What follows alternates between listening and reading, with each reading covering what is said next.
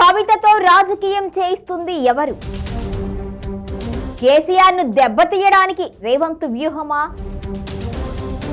ఎవరు మాట్లాడినా బీఆర్ఎస్ నుంచి కౌంటర్లు. సొంత కూతురు విమర్శలను తిప్పికొట్టలేని స్థితిలో కేసీఆర్. కవిత వెనుక ఉన్నది సీఎం రేవంత్ రెడ్డి అంటూ అనుమానాలు. కవితతో మాట్లాడిస్తుంది రేవంతేనా? స్క్రీన్ ప్లే డైరెక్షన్ నిర్మాత రేవంత్ అంటూ ప్రచారం. కేసీఆర్ ను కోలుకోలేని దెబ్బతీసిన రేవంత్. ఇచ్చిన హామీలు నిలబెట్టుకోకపోయినా 10 ఏళ్లు సీఎంగా ఉంటాను అంటూ రేవంత్ ప్రచారం. బీఆర్ఎస్ లో చీలిక తేవడమే రేవంత్ ప్లానా? తెలంగాణ రాజకీయాల్లో ప్రస్తుతం కవితాస్త్రం పెను సంచలనంగా మారింది.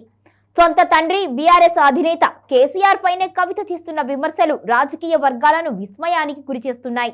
ఈ మొత్తం ఎపిసోడ్ వెనుక ముఖ్యమంత్రి రేవంత్ రెడ్డి వ్యూహం ఉంది అన్న చర్చ జోరుగా సాగుతోంది. తెలంగాణ రాజకీయాల్లో కవిత కథ ఇప్పుడు ఆసక్తికర మలుపు తిరుగుతోంది. నిన్నటి వరకు తండ్రికి అండగా నిలిచిన కవిత ఇప్పుడు అదే తండ్రిపై బాణాలు ఎక్కుపెట్టడం వెనుక పెద్ద స్క్రీన్ ప్లే ఉంది అనే అనుమానాలు బలపడుతున్నాయి. ఇది కేవలం కుటుంబ కలహమా, లేక కేసీఆర్ ను రాజకీయంగా దెబ్బతీయడానికి ముఖ్యమంత్రి రేవంత్ రెడ్డి వేసిన వ్యూహమా అన్నది చర్చనీయాంశంగా మారింది.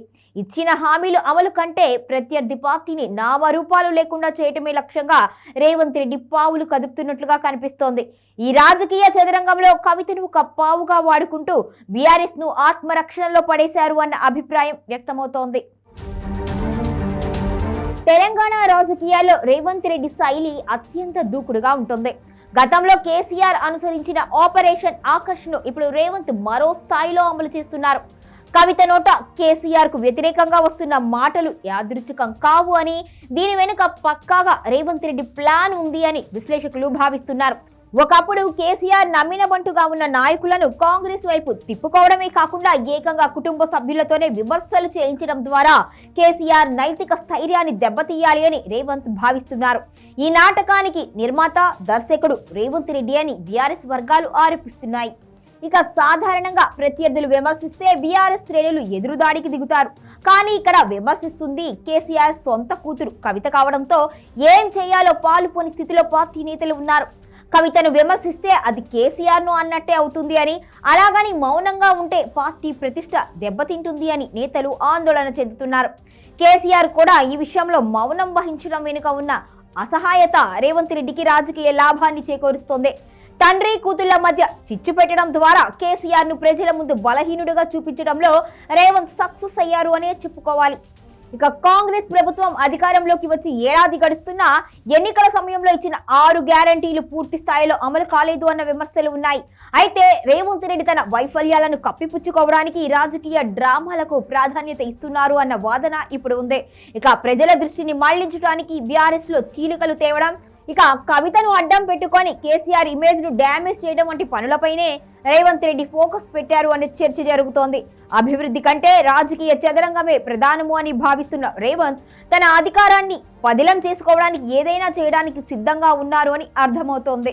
తాను 10 ఏళ్ల పాటు సీఎంగా ఉంటాను అని రేవంత్ రెడ్డి పదే ప్రకటిస్తున్నారు. ఈ ధీమా వెనుక కేవలం సంఖ్యాబలం మాత్రమే కాదు, ప్రతిపక్షాన్ని కుప్పకొల్చే వ్యూహం కూడా ఉంది. బీఆర్ఎస్ లో చీలిక తెచ్చి ఆ పార్టీ ఉనికిని ప్రశ్నార్థకం చేయడం ద్వారా తెలంగాణలో ఏకఛత్రాధిపత్యం చెలాయించాలి అని రేవంత్ చూస్తున్నారు. కవితను కేసీఆర్ కు వ్యతిరేకంగా నిలబెట్టడం ద్వారా ఆ పార్టీ కేడర్లో గందరగోళం సృష్టించడం, తద్వారా ద్వితీయ శ్రేణి నాయకత్వాన్ని కాంగ్రెస్ లోకి లాగడం ఈ ప్లాన్ ముఖ్య ఉద్దేశంగా కనిపిస్తోంది. ఈ వ్యూహం ఫలిస్తే బీఆర్ఎస్ పుంజుకోవడం కష్టతరమేను అని రాజకీయ పండితులు అభిప్రాయపడుతున్నారు. కవితాస్త్రంతో కేసీఆర్ ను కొట్టడం అనేది రేవంత్ రెడ్డి వేసిన అతిపెద్ద వ్యూహంగా కనిపిస్తుంది. ఒకవేళ ప్రజలు కవిత వ్యాఖ్యలను సీరియస్ గా తీసుకుంటే కేసీఆర్ రాజకీయ పతనం ప్రారంభమైనట్టే. అయితే ఇది కేవలం రేవంత్ రెడ్డి సృష్టించిన భ్రమ అని ప్రజలు భావిస్తే మాత్రం కాంగ్రెస్ కు తెప్పలు తప్పవు. ఏదేమైనా తెలంగాణ రాజకీయాల్లో విలువ కంటే వ్యూహాలకే పెద్దపీట వేస్తే కొత్త శకం మొదలవుతుంది. ప్రత్యర్థిని దెబ్బతీయడానికి సొంత కుటుంబ సభ్యులను వాడుకోవడం అనే సంస్కృతి భవిష్యత్తులో ఎలా పరిణామాలకు దారితీస్తుందో వేచి చూడాలి.